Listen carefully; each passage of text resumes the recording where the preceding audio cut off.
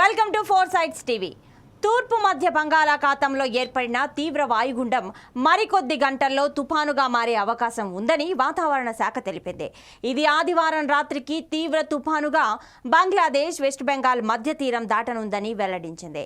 ఇక ఈ క్రమంలో కోస్తాలోని ప్రధాన పోర్టుల్లో 1వ నెంబర్ ప్రధాన హెచ్చరికను విశాఖ తుఫాన్ హెచ్చరికల కేంద్రం జారీ చేసింది. తీవ్ర వాయుగుండం ప్రస్తుతం ఉత్తర ఈశాన్య దిశగా కదులుతూ ఉందని తెలిపింది. పశ్చిమ మధ్య, తూర్పు మధ్య బంగాళాఖాతంలో మేఘాలు దట్టంగా కమ్ముకున్నాయని, వాటి ప్రభావంతో కోస్తాలోనూ వాతావరణం చల్లబడిందని అంటున్న విశాఖ వాతావరణ శాఖ డైరెక్టర్ సునందతో మా ప్రతినిధి చందు ఫేస్ టు ఫేస్. తూర్పు మధ్య బంగాళాఖాతంలో వాయుగుండం కొనసాగుతూ ఉంది. ఈ వాయుగుండం మరికొద్ది గంటల్లో తీవ్ర తుఫానుగా మారే పరిస్థితి అయితే కనిపిస్తూ ఉంది. ఈ నేపథ్యంలో తీర ప్రాంతం వెంబడి వర్షాలు కురిసే అవకాశం ఉంది. ఇటు కోస్తాంధ్ర, రాయలసీమతో పాటు ఆంధ్రప్రదేశ్లోని కొన్ని ప్రాంతాల్లో మోస్తారు నుంచి ఎక్కువ శాతం వర్షాలు అయితే నమోదయ్యే పరిస్థితి కనిపిస్తుంది. దీనికి సంబంధించి మరిన్ని విషయాల్ని మనతో పాటు వాతావరణ శాఖకు సంబంధించినటువంటి సైంటిస్టు ఎం సునంద గారు ఉన్నారు. వారిని అడిగి తెలుసుకునే ప్రయత్నం చేద్దాం. మేడం గారు నమస్తే. చెప్పండి, గత 2 రోజులుగా వాయుగుండం కొనసాగుతూ ఉంది. దీని ప్రభావం ఏ విధంగా ఉండబోతుంది? దీనికి ప్రభావం అనేది మన కోస్తా ఆంధ్ర అంతా కూడాను మేఘావృతమైనటువంటి పరిస్థితి ఉంది. అక్కడక్కడ తేలికపాటి వర్షాలు కురిసే అవకాశం ఉంది. ఎక్కడైతే డెన్స్ క్లౌడ్ బ్యాండ్ అనేది మన ల్యాండ్ మీదకి వస్తుందో అక్కడ మాత్రం మోస్తరు నుంచి భారీ వర్షం ఉంటుంది. మిగతా ప్రాంతం అంతా కూడాను క్లౌడీగా ఉండి మనకి క్లౌడీ వెదర్ అనేది ఉంటుంది అన్నమాట.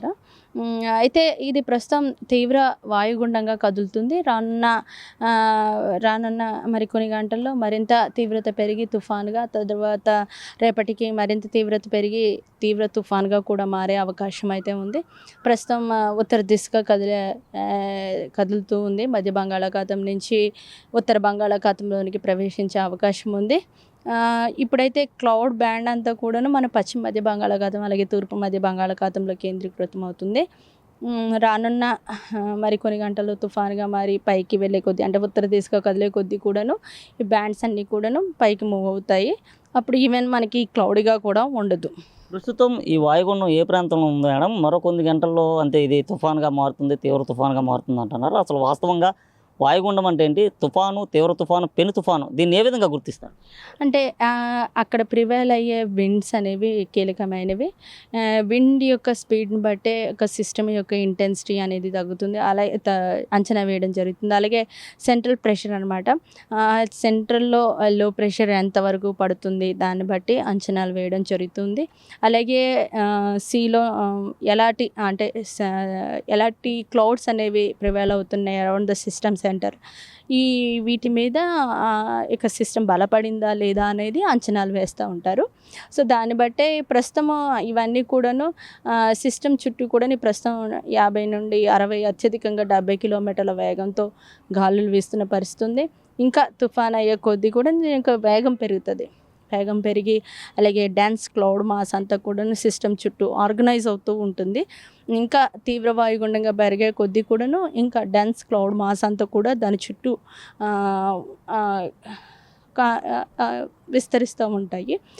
సో ఈ క్రమంలో ఇది తీవ్ర తుఫానుగా అయినప్పుడు కూడా గంటకి 90 నుండి 100, అత్యధికంగా 110 కిలోమీటర్ల వేగంతో కూడా గాలులు వీచే అవకాశం ఉంది. అయితే ఇదంతా కూడా సిస్టమ్ యొక్క సరౌండింగ్లో ఉంటుంది. మనకి ఈ సిస్టమ్ అనేది 500 కిలోమీటర్ల దూరం కన్నా ఎక్కువ ఉంది. సో అందుచేతన అవుటర్ బ్యాండ్స్ మాత్రమే మనకు వస్తున్నాయి. అవుటర్ బ్యాండ్స్ రావడం వల్లే ఈరోజు కోస్తా ఆంధ్రాలో చాలా ప్రాంతం అంతా కూడాను మేఘావృతమైనటువంటి పరిస్థితి ఉంది. అక్కడక్కడ మాత్రమే తేలికపాటి వర్షాలు అయితే ఉండే అవకాశం ఉంది. ప్రస్తుతం వాయుగుండంగా కొనసాగుతున్నటువంటి ఈ తుఫాను ఎప్పుడు బలహీనపడనుంది? ఏ ప్రాంతంలో తీరం దాటనుంది మేడం? అంటే ఇది క్రమేపీ రానున్న 24 గంటలను కూడా బలపడుతూ 26th అంతా కూడాను బంగాళాఖాతంలోనే ఉంటుంది. బలపడుతూ ఇది బంగ్లాదేశ్ పరిసర ప్రాంతాల్లోనే తీరం దాటే అవకాశం ఉంది. ఐదర్ 26th లేట్ నైట్ కానీ 27th ఎర్లీ మార్నింగ్ కానీ బంగ్లాదేశ్ పరిసర ప్రాంతాల్లోనే తీరం దాటే అవకాశం ఉంది. తీవ్ర తుఫానుగానే అది తీరం దాటే అవకాశం ఉందని ఇప్పుడు ఉన్న సమాచారం మేరకు ఇది అంచనాలు వేయడం జరిగింది. ఇది తీవ్ర తుఫానుగా కనుక తీరం దాటినట్లయితే అప్పుడు గంటకు 90 నుండి 100, అత్యధికంగా 110 కిలోమీటర్ల వేగంతో గాలులు అయితే వీచే అవకాశం ఉంది. మత్స్యకారులకు సంబంధించి ఎన్నో నెంబర్ హెచ్చరిక జారీ చేశారు. దీనికి సంబంధించి అయితే పోర్టులు ఏవైతే ఉన్నాయో పోర్టులకి ఎటువంటి హెచ్చరిక నెంబర్లు జారీ చేయడం? ఇప్పుడు సిస్టమ్ అంతా కూడాను మన మధ్య బంగాళాఖాతంలో కేంద్రీకృతం అవుతున్న పరిస్థితుల మేర అన్ని పోర్ట్స్కి కూడాను ఈవెందో మనకి చాలా దూరంలో ఉంది సిస్టమ్, కానీ పోర్ట్స్ అన్నిటికీ కూడాను అన్ని వెసల్స్కి కూడాను ఇది పోర్ట్స్ అన్నిటిలోనూ మొదటి నంబర్ ప్రమాద హెచ్చరిక జారీ చేయడం జరిగింది. గంగవరం, కాకినాడ పోర్ట్స్కి అయితే కనుక విత్ సెక్షన్ సిగ్నల్స్ కూడా ఇచ్చారు 3 and 2.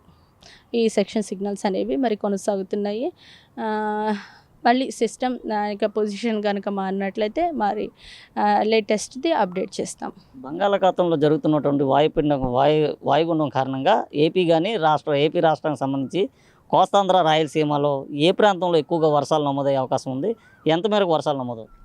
అంటే మన ఇప్పుడు చూసుకున్నట్లయితే ప్రస్తుతం ఉన్న పరిస్థితుల మేర కోస్తా ఆంధ్ర అంతా కూడా మేఘావృతమైనటువంటి పరిస్థితి ఉంది.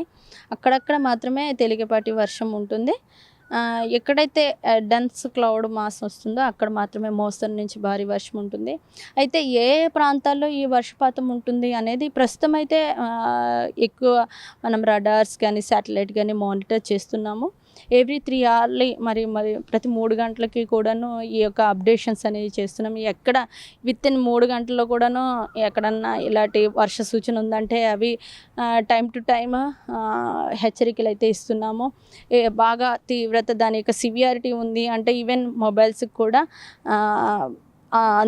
సమాచారం అందుబాటులో ఉండేటట్టు వెబ్సైట్లో ఉంది. ప్రతి 3 గంటలకైతే ప్రతి ప్రాంతాన్ని మానిటర్ చేస్తున్నాము.